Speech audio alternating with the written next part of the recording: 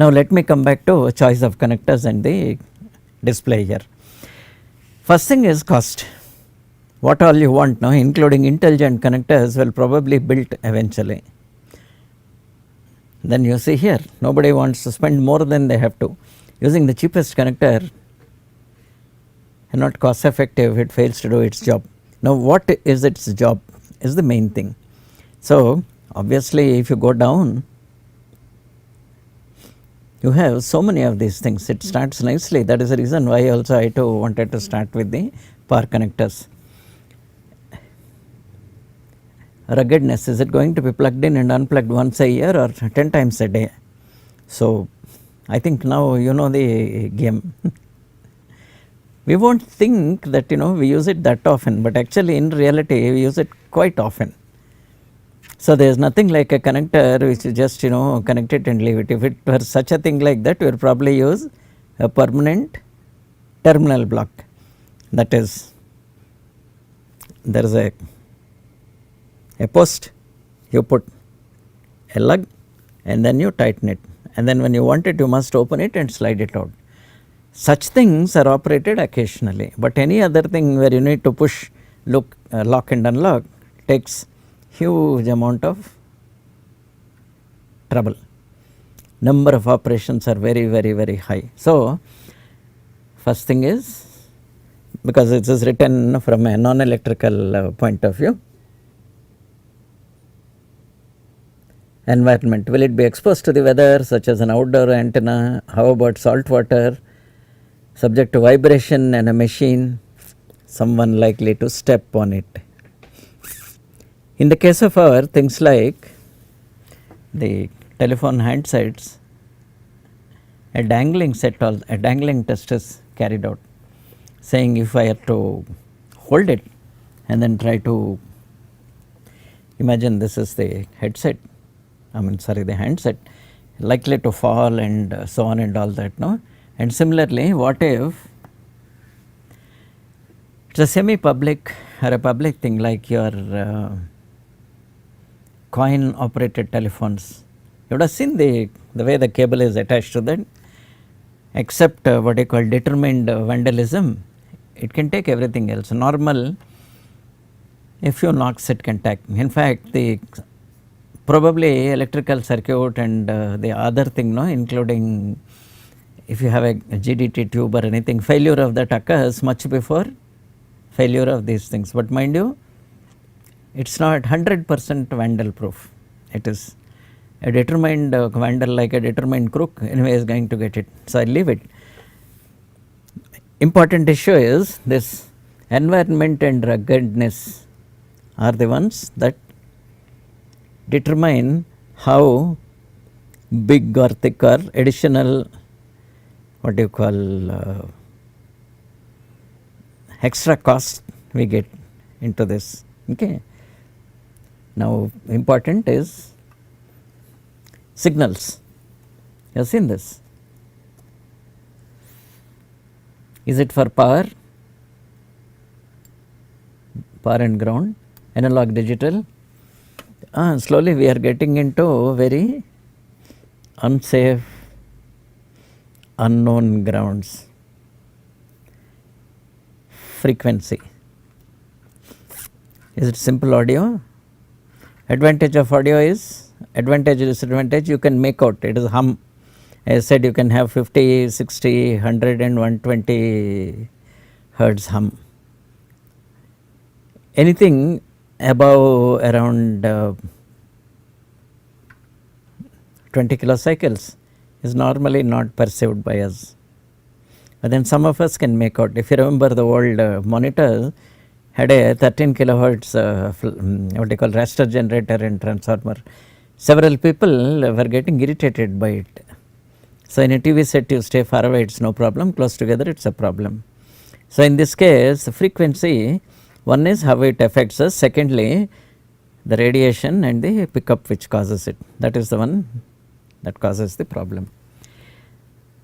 We are slowly coming into voltage and power. Voltage is the one which determines the insulating characteristic of it. if it is a current, the current carrying capacity or the conductor provisions operate on this power level. Loosely, if you say this is a something for a 1 kilowatt heater, if I say this plug is meant for a 1 kilowatt heater, it only makes little bit of sense. Seen this, no? Now you see something very, very unusual about it. You see there is a small opening there, and then there are 2 pins here.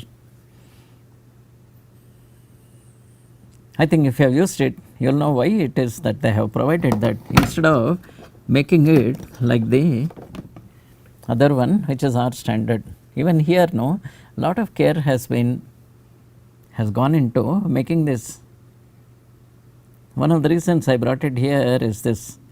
One part of it is these pins are approximately compatible about the diameter, everything, but this is the safety feature which is very, very critical. It will only get power if it is in a recessed contact like this. Only after you put it inside it will take power.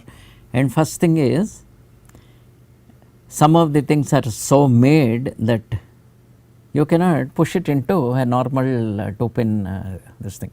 They have made enough provision to make sure that it does not go into a simple 2 pin socket. So, this is a 3 pin, probably it is a DIN or some other European thing, and this is an ancient thing which we have acquired, which you do not see anywhere except the jewel in the crown and the empire where the sun never sets on the empire.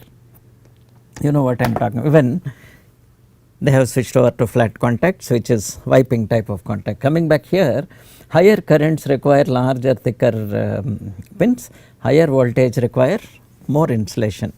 Signal level, is it microvolts, milliamps, microamps? Need to have the contacts rated properly. You have seen that, no? In this case, signal level they have used, it could be power level as well as signal level. Come to, can we get a second source? Is it a standard type of connector available for many manufacturers or available only from one company? Why should such a thing happen?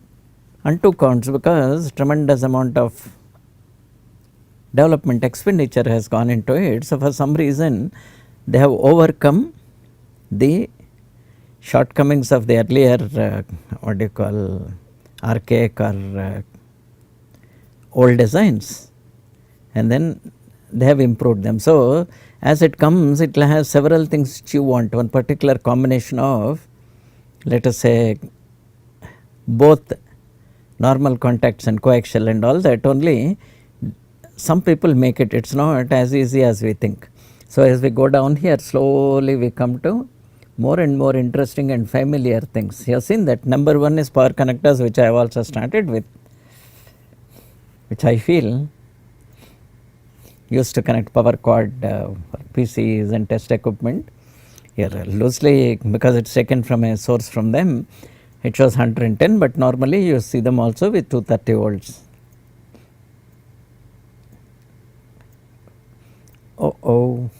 I hope you people remember this. Is ancient, but still I am happy to show you these things.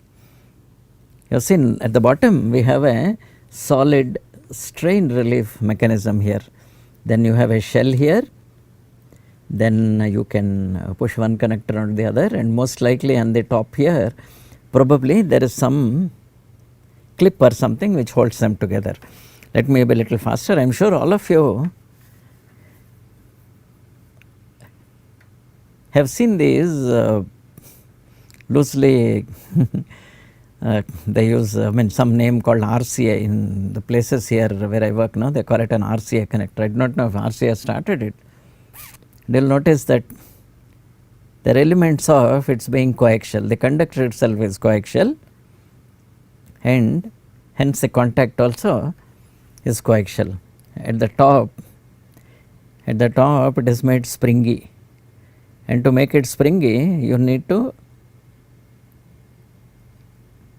make cuts in it so that it expands like this and comes here. And then the other thing, generally by definition, usually the one with the socket contacts is whole.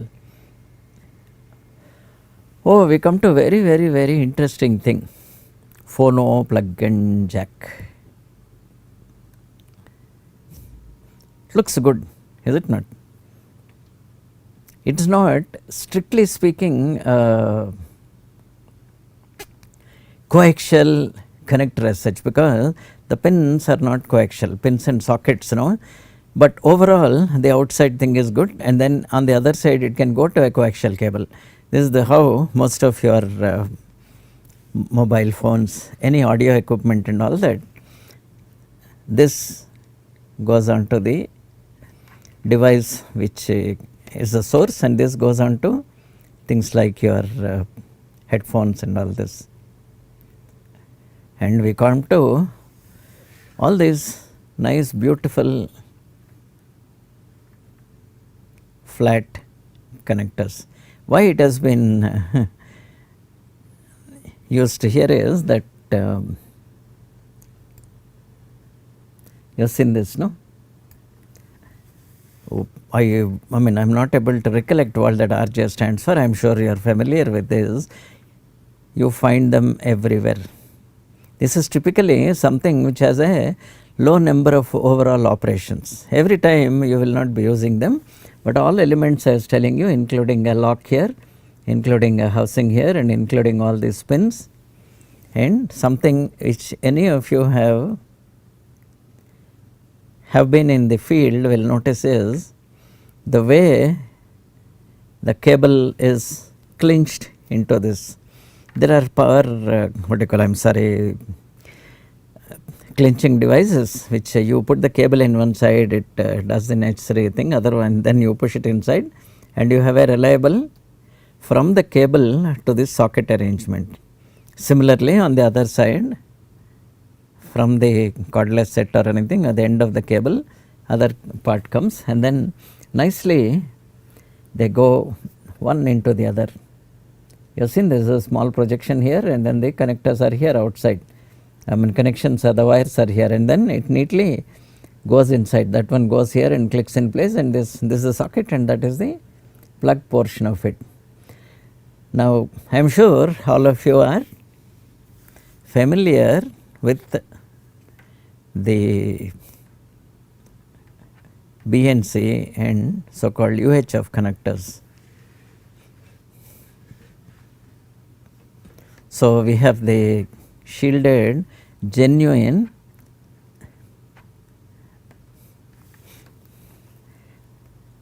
coaxial connector. Exactly what it stands for is unclear, but I am sure it is clear. B stands for B type, N is generally type N, that interconnection, and it is very, very common. So, you see here we have a nice device here which engages onto these pins here. I wish that shown it other way, and this side here is where all the beauty of, you have an outer conductor and inner conductor which are terminated, elsewhere in the thing it shows, and then after that we have a beautiful nut which under proper assembly, and if you do this thing and the packing, it is quite strong, it does not get jerked out. And now you see the other end of it here, there is a beautiful arrangement of both the outer and inner conductors, and at the back large number of panel mounting options are possible. You have simple 2-hole mounting, I have even single hole, or in this case there is a nut at the back, then you have standard flange mounting with 4 this thing. Further, if you go down, this probably at one time the what do you call, it took a little time with frequencies and all that. As things went on into the so called ultra high frequency, this has come down to saying we need a more reliable connection, and hence ultra high frequency but this one has a threaded thing. Above you have B and C, similarly you have a T and C also, but this is called a threaded UHF connector. So which is, if you have a receptacle with a thread, similar things are used for everything. But you see a little thing about this thing here, it has two ends. One part of it obviously measures here, the other part of it is, it's actually an adapter. This one has the same features here which will go and fit here like that, but as a expansion, I am sorry, as a things to explain, these are reasonably good. So at this point, if you can recollect all those outdoor equipment which I have shown in the earlier pictures, all of them carried these type T connectors. There is a beautiful rugged thing which is there, on the top you fix it, and occasionally, depending on your interest in making it rugged, even things like silicone or other rubber sleeves are available, and then if they use appropriate type of packing and all that, they are practically, it can be made IP67. Even underwater also, the special connectors, you can use it. I stand corrected because I do not know how to do it, it is just that I have read it like you. And then this is probably the most commonly used 2-row 5+4 9-pin connector which you find everywhere. It was called a D-sub connector, okay, and this is the Centronics old connectors which are used for the parallel port. At that time this was the standard. Right now, since the arrival of our USB and type USB 3.0 and more than one USB option, similarly if you have a printer port, you can use it. I am sure most of you, when you have your laptops, it also has a connector to connect it to the projector as well as the wherever external device you have. So it has 3 rows. I am not sure there is 21 pins or not. That connector somehow has come to be as the RGB connector, because all of these projectors and all work on the old RGB thing. So RGB 21 pin you must have seen without, it is a very common thing, is now replaced by the HDMI. As you go down here, we are coming to really nice, for archaic people like us, we grew up with this. Advantages is, you see on the right, it is explained. If you have any printed circuit board, preferably double sided, we have the harp or other contacts. All you need to do on the printed circuit board, you need not mount a separate 2-piece pin type of connector. All you need to put is finger contacts on both sides, the little bit of beveled edge, and you push it inside, they go nicely inside here. So again here 2 variants are shown here. You see this one is directly soldered onto a printed circuit board. So before the full specification of DIN 41612 and 617 came about, most motherboards had this type of a connector mounted on another board, and then something a little like a bus was created. But then you can do, part of it can be bus, and then you have a high end, low point and so on. This is same as the thing, contact interface is same, except that this comes with soldering lugs. Advantage of the soldering lugs are, you do not need a printed circuit board, and then if you have a cable which is either flat or circular, still you can neatly terminate on this. And then at the back usually there is numbering. Finally we have ended up this beauty of these things. So insulation displacement connectors. One well known thing is this spectra strip. I do not know if 3M or AMP or who has made it, or is the same company. Advantage of it is you have flat cables, very large number of connections, and then you keep one of these contact on it, then there is assembly tool where these contacts are like this, and then when you push it inside, it displaces the insulation and nicely gets attached to here. And done properly, generally there will not be any failure at the insulation displacement thing. Only here if frequently you plug in and out, you have a problem. But if you have to open a PC and see, even today the main cable harness which connects all the parts, this insulation displacement connectors are used with large number of this thing. So there are several things including so many of these things. I'll just skip this.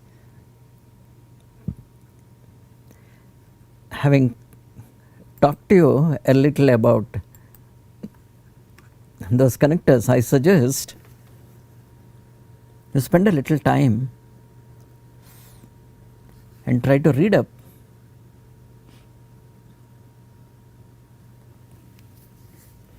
about the various types of options that are available, because this connectors thing is just about that too many of them are there, just too many, and then some of them are they're intentionally designed that they will not mate or will not accidentally, somebody doesn't push something inside in the wrong position. So if you are to take a cable harness of a car,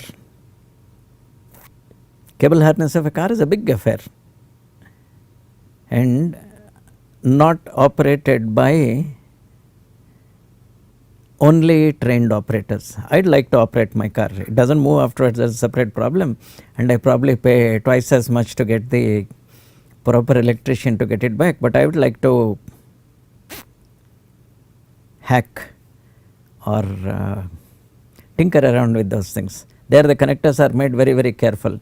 The audio parts and all which are already there, they are made such that if I install another speaker, it should go and mate with that. If I install another audio system, it should mate with that. If I have a back end camera, not back end, I'm sorry, rear end camera, everything should mate specifically with it. There they use connectors, of course, with specifications which are commonly available, which cannot accidentally be interchanged. So you look at this thing here, the word gender refers to whether it's a plugs or is plugged into, and it's typically male or female. Can there be a genderless connectors? Yes, there are connectors which do not have a gender, meaning anything can mate with anything else. Is it possible? Some of you have dealt with electric cars, would have come across Anderson connectors. It's a special type of connector by which both look a little like the same, and it can just as a very funny word called butt wipe. So it wipes and it sits here. Those things, in a sense, any connector can mate with anything else, but it's when made very carefully such that as a color coded, then there's again one more header, one more this thing and all that, so that they won't randomly mate with anything else and then make sure with it. Trying to make it safe, not about racism.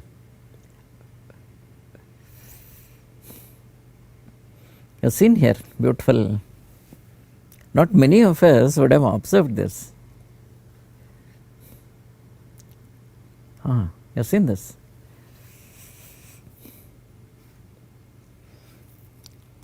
We are trying to protect, to make sure that the neutral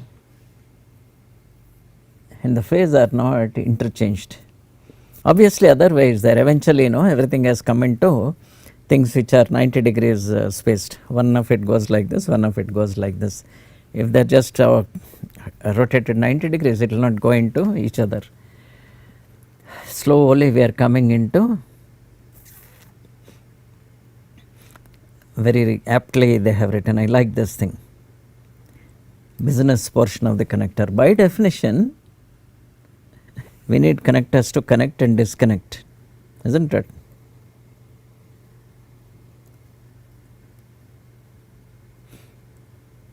They are the metal parts which touch each other, forming an electrical connection. So Now they are conductive elastomers also, we will ignore that, but right now in this context, it talks about the, as I said, the business of staying in connection. The contacts can become soiled or oxidized, or springiness or flexibility may fade with time. Why is it? Because finally it is made with one flexible material which is carrying current, and contact pressure is very critical. The moment the pressure comes down a little, chances are, the moment that pressure comes down a little, it may develop slight, what do you call, contact resistance, because it was originally designed for a certain contact area, maybe a total of 1 square millimeter. If the pressure becomes less, some part of it may be lifting off, and that is where the earliest chances of heating will start. You would have noticed it also, especially as I said, no, our parts where we use the circular contacts. After some operations, by some very peculiar physics, the face part of this starts getting hot and eventually it gets charged. Very rarely you find this happening with the neutral. I will reserve my statement. This is where it makes sure that this is very probably the reason several places, especially I think in the USA, they have come to flat contacts. Advantage of a flat contact is this plug is flat, and you can design the socket such that it makes a beautiful nice wiping contact here and takes it back. However, if you have this circular things, we have a little problem. We have a tube, and then we have a plug which goes inside. Theoretically, two circles, one will not fit other, the same, it will not fit. If something is a little bigger, it will end up with a line contact. To prevent it, what they do, they provide 2 slits or sometimes 4 slits. So still from one line contact we end up with maybe one more line contact. Still the guidance and all is directly taken from the electrical part of it. In contrast with this, I am not sure whether it is a DIN or what type of it. You have seen here, part of the guidance is taken by the shell from outside. Until just before the contact, there is absolutely no issue, and then you see there is a small groove here. The moment it starts moving in, the whole guidance and then the parallel thing is made from here. Such a contact, very little chances of it. Even here, I have managed to damage it because of constant use.